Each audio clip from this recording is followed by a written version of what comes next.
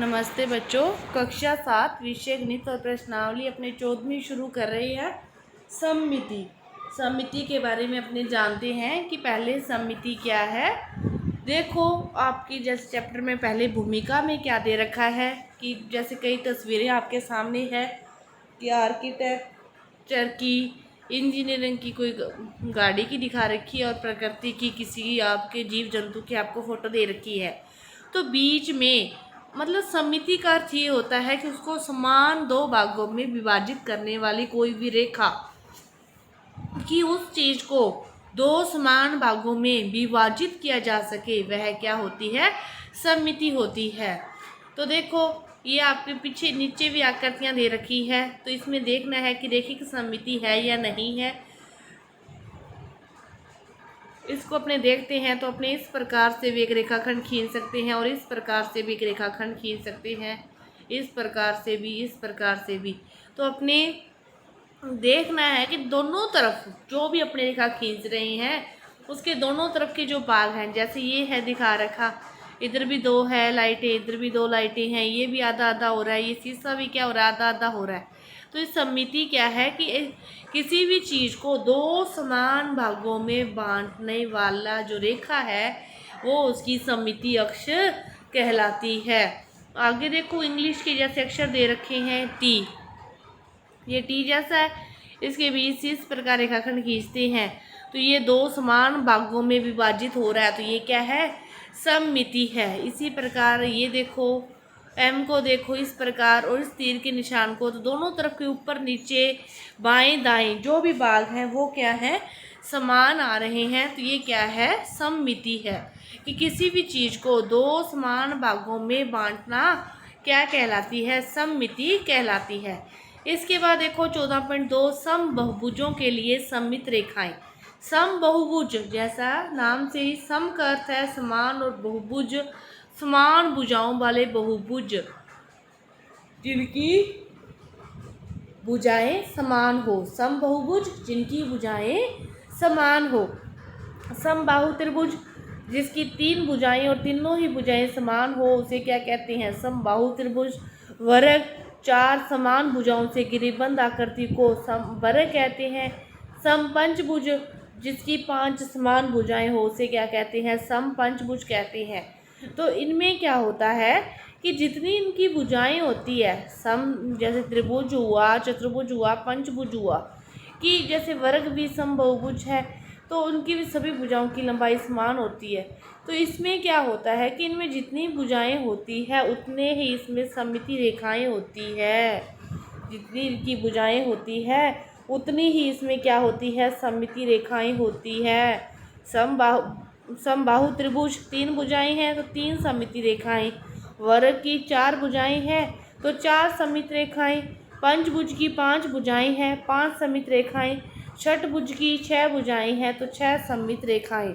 मतलब जितनी भुजाएं हैं समान, जितनी समान भुजाएं हैं उतनी ही उसमें सममित रेखाएं होती है।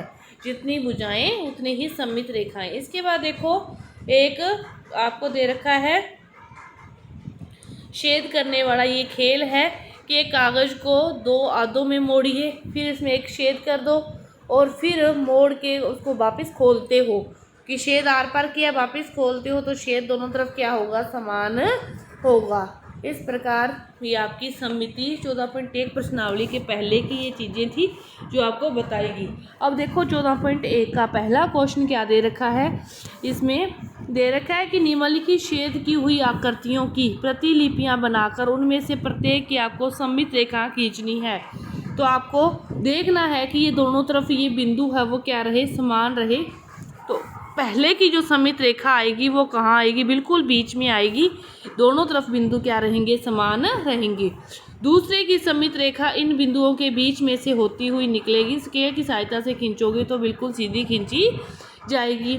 इसकी सममित रेखा इसको ऐसे ही खींच सकते हैं, यही सही है। ऐसे खींचेंगे तो ये बिंदु एक तरफ रह जाएंगे, इस साइड तो बिंदु होंगे ही नहीं, तो ये गलत हो जाएगी।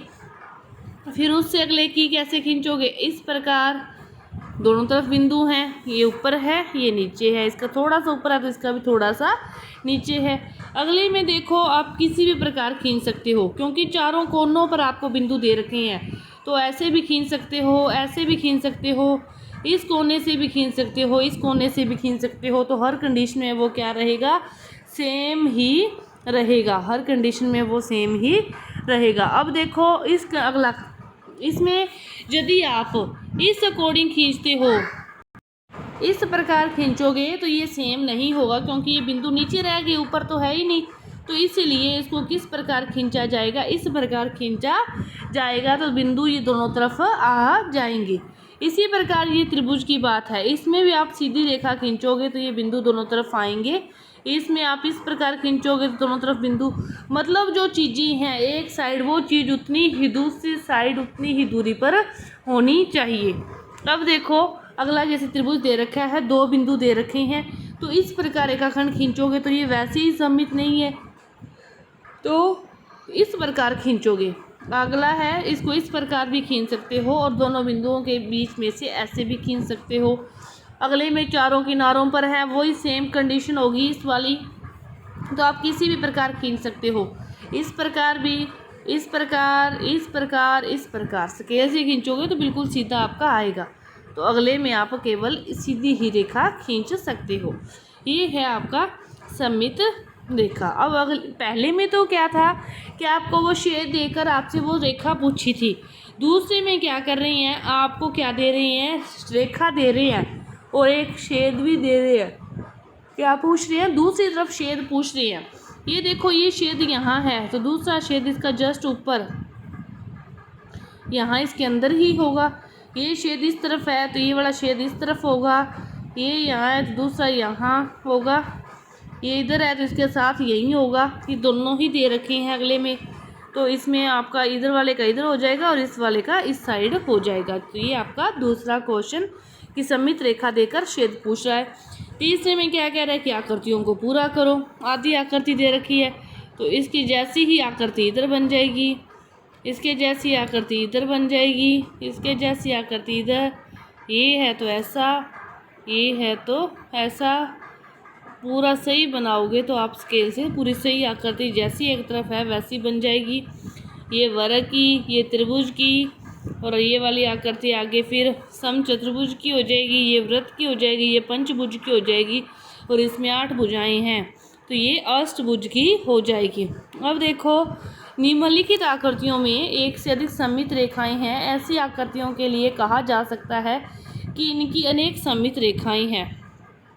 इनमें से प्रत्येक की विविध जो सममित रेखाएं हैं उनकी क्या करनी है, पहचान करनी है। तो देखो इन रेखाओं की आपको क्या करनी है, पहचान करनी है कि जिनमें ज़्यादा रेखाएं हैं, किस प्रकार की रेखाएं हैं, तो विविध सममित रेखाएं हो तो आपको उनकी पहचान करनी है। तो देखो क्या दे रखा है आपको, इसका देखोगे तो सममित रेखा बिल्कुल ऐसे खींचोगे, इस सिरे से खींचोगे तो इस प्रकार, और इस सिरे से खींचोगे तो इस प्रकार। कितनी सममित रेखाएं बन जाएगी, 3। इसी प्रकार इसमें 1 और 2 बन जाएगी। इसमें भी 3 है, त्रिभुज की 3 भुजाएं हैं तो इसमें भी बीच बीच में से खींचोगे तो 3 बन जाएगी। इसमें क्या होगा, 1 इस प्रकार बन जाएगी और 1 इस प्रकार बन जाएगी। इसी प्रकार आपको इनमें से बनानी है तो आपकी यहाँ पे 4 बन जाएगी। इसकी क्या बनेगी, 1 ही बनेगी। इसकी क्या बन जाएगी, 2 3 4 बन जाएगी। इसी प्रकार इसमें आपको देखनी है कि कितनी बनेगी। तो ये आपका चौथा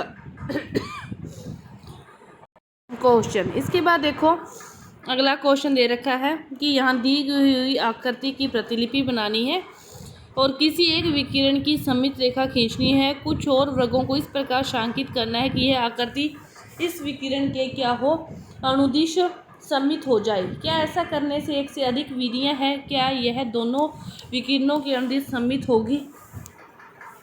मतलब ये आकृतियां हैं, वर्त बने हुए हैं, जो वर्ग और बनाने हैं, और कितने बनाने हैं कि ये छायांकित करने पर जो दोनों विकिरणों के वो क्या हो जाए, सममित हो जाए।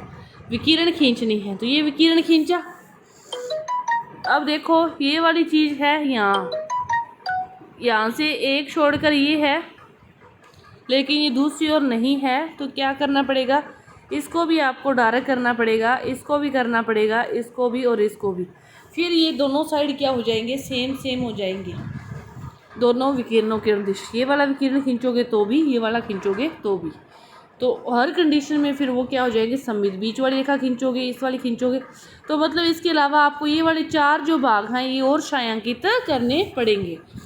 इसके बाद देखो अगला क्वेश्चन है कि निम्नलिखित आरेखों की प्रतिलिपियां बनी हुई हैं, आधी बनी हुई है, इनको क्या करना है, दूसरी साइड भी बनानी है कि ये क्या हो जाए, सममित हो जाए। उसी प्रकार सेम दूसरी साइड बनानी है। तो देखो पहली जो है उसमें आपको बनी हुई है, उसके आपके अनुदिश बनाओगे इस साइड, तो आपके ग्राफ में ये इस प्रकार की जो आकृति बनेगी। यहाँ मेरे हाथ से यहाँ पे सही नहीं बन रही, आप स्केल से बनाओगे देखते हुए इस आकृति को, तो वो बिल्कुल ही सही बन जाएगी। इसी प्रकार ये है, तो यहाँ से ऐसे, फिर ऐसे, फिर ऐसे, फिर इसी प्रकार ऐसे ऐसे ऐसे ऐसे, मतलब जैसे ये आकृति चारों तरफ यही बनानी है। ये वाली ऐसे इधर से और इधर से सेम बनानी है। ये इधर बनी हुई है, इसको इससे मिला दो, फिर नीचे लेके आना है, फिर इधर, और फिर इसको यहाँ से ऐसे सेम आकृतियाँ आपकी ये बन जाएगी। इसके बाद देखो 7वां क्वेश्चन। 7वां क्वेश्चन क्या है, आपको बताना है कि सममित रेखाओं की संख्या कितनी है। तो जितनी भुजाएं समान है उतनी सममित रेखाओं की संख्या होगी। यदि सारी भुजाएं समान है तो 3 होगी।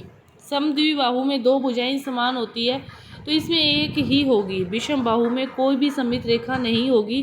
वर्ग में 4 होगी, आयत में 2 होगी, सम चतुर्भुज में भी 2 होगी, और एक समांतर चतुर्भुज में 0, और सिंपल चतुर्भुज है तो 0, सम छठभुज है तो 6 होगी। 6 भुजाएं समान हैं, और एक वृत्त है तो इसमें अनंत होगी, इन्फिनिटिव कितनी भी हो सकती है। इसी प्रकार अंग्रेजी वर्णमाला के अक्षरों के बारे में बात है कि इसमें सममित ऊर्ध्वाधर दर्पण, सममित दर्पण कौन कौन से हैं। तो इसको आप क्या करोगे, ए से लेकर जेड तक अक्षरों को लिखते हुए खुद इस क्वेश्चन को क्या करोगे, हल करोगे। और इसके बाद ऐसे आकारों के आपको उदाहरण देने हैं जिनमें कोई भी सममित रेखा नहीं है, तो ऐसे कौन से बच जाएंगे उनको आप नाम दे दोगे। इसके अलावा इनमें से दे सकते हो उनके नाम, तो जैसे इसमें 0 किसका है, विषम बाहु त्रिभुज का, चतुर्भुज का, समांतर चतुर्भुज का, तो उसको नाम दे दोगे। आप निम्न सममित रेखाओं के लिए क्या नाम दोगे, समद्विबाहु। तो समद्विबाहु में जो सममित रेखा होती है वो उसकी माध्यिका होती है या शीर्ष लंब होती है, और एक वर्त में जो सममित रेखा होती है वो उसका व्यास होती है कि वर्त के किन्हीं भी 2 बिंदुओं को मिलाने वाला रेखाखंड जो उसके केंद्र से गुजरे वो क्या कहलाता है, व्यास कहलाता है। तो वह उसका क्या होती है, व्यास होती है। ये वाला क्वेश्चन अंग्रेजी वाला आप समय हल करोगे। तो आपकी ये प्रश्नावली 14.1 है, ये पूरी हुई।